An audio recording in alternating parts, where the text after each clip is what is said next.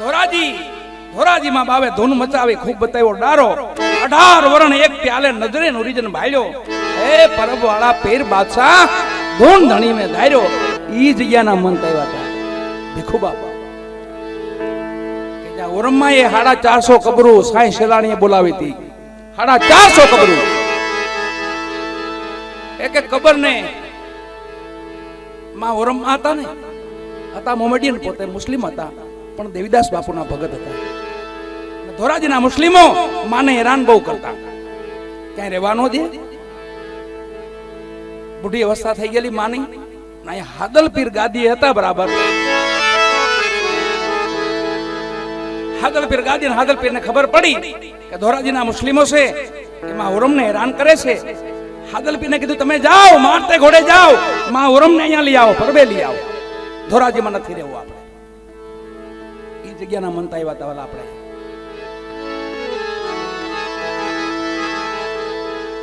હાદલપીર સેલાણી સાઈને કીધું સેલાણી સાઈને રોડાપીર બાપાનું વચન હતું કે હું તમને પીરાય આપું છું પીરાય બચપનમાં પીરાય આપી દીધેલી થયા હાલતા સાઈ સેલાણી હાલતા થયા આવ્યા ધોરાજી અને માહુરમ ને ગોતે છે તો કોઈ કીધું ભાઈ માને ક્યાંય રહેવા નથી દેતા ને મુસ્લિમો એની પાછળ પડી ગયા છે તો માં તો તમને મળે તો કબ્રસ્તાનમાં મળશે કદાચ ત્યાં તપાસ કરો તો સેલાણી સાઈ જાય છે કબ્રસ્તાનમાં તો માં એક કબરને ટેકો લઈને બેઠા છે અને ન્યા સેલાણી સાઈ ગયા અને માને કીધું માં ઓરમને કીધું માડી હવે આપણે અહીંયા નથી રહેવું આપણે હાલો પરબે આપણે પીર બાપા બોલાવે છે હાદલ પીર બોલાવે છે તઈ માં ઓરમમાં કીધું બેટા સેલાણી હવે તો થોડોક દિવસ છે રોંઢો સમય છે હવે અહીંયા રહી કે ત્યાં પરબે રહી બધું હરખું છે બેટા કે નહીં માં તમને હું લેવા આવ્યો છું બે ની વાત આલે છે એમાં એક જનાજો આવ્યો 500 મુસ્લિમો ભેગા હો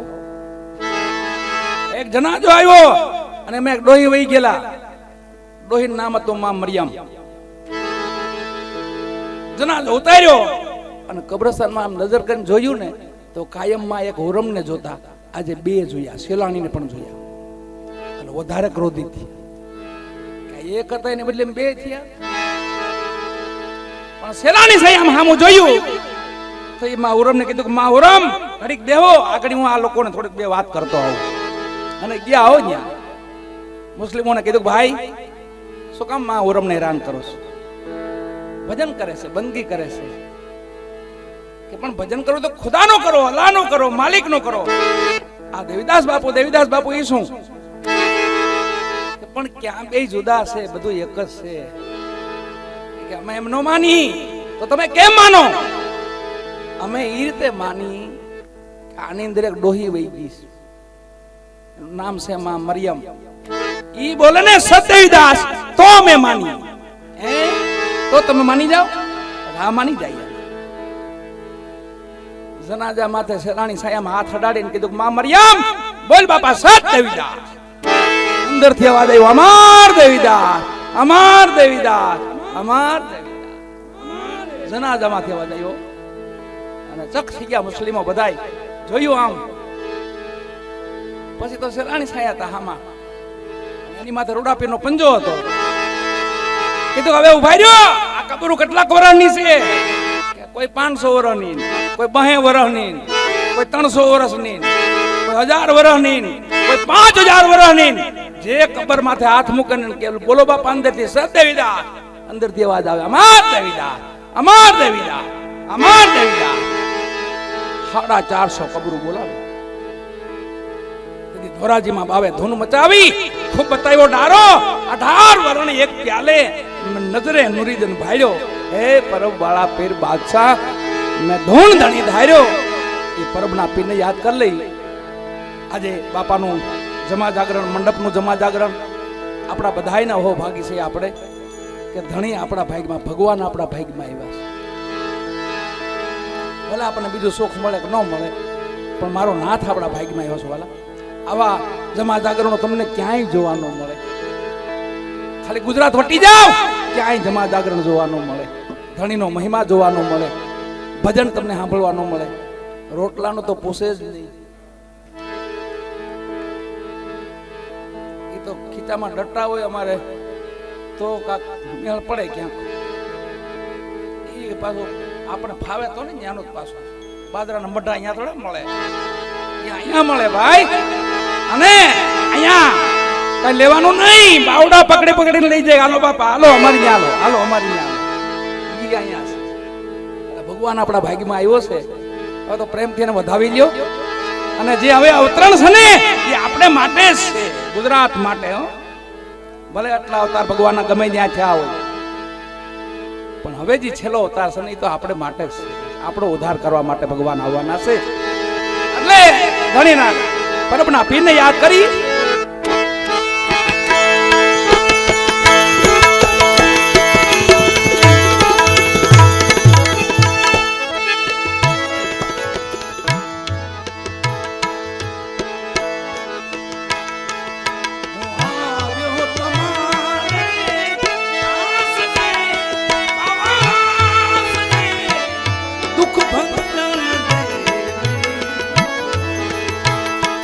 બાબા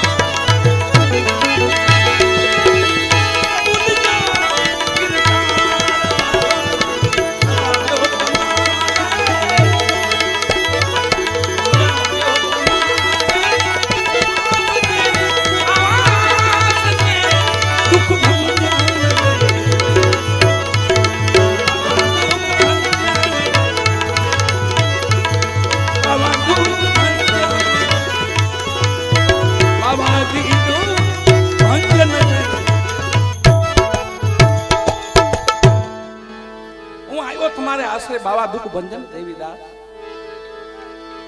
આ ભજન તમારું આવી ગયું છે વાલા. પેલા પેલા તારા નેજા ફરકે આપણે ગવાઈ ગયું છે. એટલે એવા પરબના પીર અને પીરાણું છે ને, આ પરબ પીરાણું આપણું સરભંગ મુનિ. સરભંગ એટલે શેષ નારાયણ, એનો અવતાર હતો. સરભંગ એટલે શેષ નારાયણ. ઇતિહાસ છે આખો પરબના પીરનો. શેષ નારાયણના 3 અવતાર થયા. અહીંયા લક્ષ્મણજી આવ્યા હતા ત્યાં પરબે, એ પણ શેષ નારાયણ હતા. દાદા મેકરણ આવ્યા, એ પણ શેષ નારાયણ. 3 અવતાર, એક ભૂલ અવતાર 3.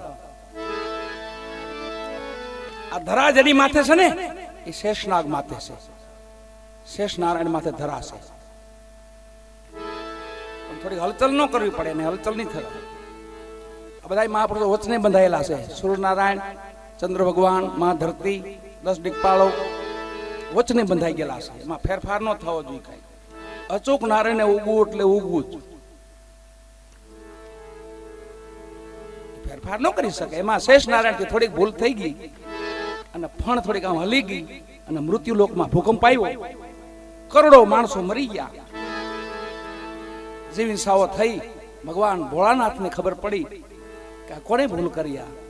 કે શેષ નારાયણે ભૂલ કરી. બોલાવો અહીંયા.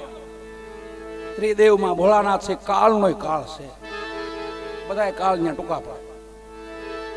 મહાકાળ જેને આપણે કહીએ છીએ, મહાકાળ અને મહાકાલી. એ મહાકાલે કીધું શેષ નારાયણે બોલાવો. એક વાર બોલાવ્યા, નો આવ્યા. બીજી વાર બોલાવ્યા, નો આવ્યા. ત્રીજી વાર ભોળાનાથે ત્રિશુલ લીધું હાથમાં, અને જે ફણ હતી ને એમની ઘણી ફણો છે શેષ નારાયણ ને, તો એમાં જે ફણે ભૂલ કરી હતી એ ફણને ભાંગી નાખી. સરભંગ, સરને ભાંગી નાખી જેને ભૂલ કરી હતી એને. અને ભોળાનાથ આમાં પ્રગટ થયા, કીધું પ્રભુ મને કઈ મારી ભૂલ થઈ ગઈ, મને ઉદ્ધાર કરો મારો. કે હવે તમારે મૃત્યુ લોકમાં જવું પડશે, તપસ્યા કરવી પડશે, ભજન કરવું પડશે. અને આ જેટલા માનવ મર્યા છે ને જેટલા જીવિસા થઈ છે એની પીડા તમને થવી જોઈએ. આ રોગ હતો કઈ એમને રોગ હતો, બધા માનવની પીડા હતી. રક્તપિત્તનો જે રોગ હતો ને ઈ પીડા હતી. પ્રભુ મારો ઉદ્ધાર, કે ઉદ્ધાર તમારો એક સમય થાય જેથી નારાયણ રામ બનીને આવશે ને તેથી તમારો ઉદ્ધાર થાય. એની ભેગો તમારો બીજો અવતાર છે લક્ષ્મણજીનો. ધાણી હતી આ બધી. પછી લક્ષ્મણજી આવ્યા, પછી તોય લક્ષ્મણજી ભૂલી ગયા.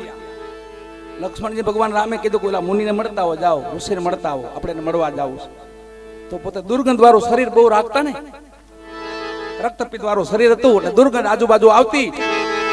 લક્ષ્મણજી જ્યાં દ્વાર ખોલ્યો ને ત્યાં જોવા ગયા ને તો દુર્ગંધ આવી, તો પોતે મોં ફેરવી ગયા. પણ ભગવાનનો આદેશ હતો રામનો, એટલે કીધું મારે કેવું તો પડશે મુનિને. ઋષિને કીધું મુનિરાજ પ્રભુ રામ પધાર્યા છે. બસ એની જ રાહ જોઈને બેઠો હતો. ઉભા થયા, પોતે ભગવાનને અંદર લીધા, મળ્યા. લક્ષ્મણજી સામું જોયું, કોને? સરભંગ મુનિએ. પ્રભુ તમારે એક ધક્કો થાય અહીંયા. તમારે આ તમારે એક ધક્કો થાય. કેમ? કે તમને થોડું દુર્ગંધ ગમી નહીં, તમને સારું ન લાગ્યું ને. પણ આ તો મેં ભૂલ કરી હતી, એ પીડા છે મને. ખોળ માથેથી આમ ઉતારી હેઠી મૂકે કે હવે જોવો જી. તો પોતે શેષ નારાયણ પોતે દિવ્ય દેહ દેખાણો એને, અને ભૂલ કરી. કીધું કે હવે તો મારે ધક્કો થાય પાછો. દાદા મેકરણ તરીકે આવ્યા હો, પાછું 12 વર્ષ ધૂણી તપાવી ગયા. દાદો મેકરણ ઈ લક્ષ્મણજી, અને જે લક્ષ્મણજી એ સરભંગ મુનિ, અને સરભંગ મુનિ એ શેષ નારાયણ. અહીંયા યુવાન દીકરાઓ બેઠા છે. થોડીક મહાત્મા બ્રહ્માનંદજીને યાદ કરી લઈ. પછી બધાને આપણે એક મજૂરો થોડોક કરવાનો છે આજે. ખીરહરાનો મંડપ છે ને, યાદ રહેવો જોઈએ. આમ તો આપણા મંડપ બધા યાદ જ રહેશે, કારણ કે આ મહિમા વધારે આપણે છે.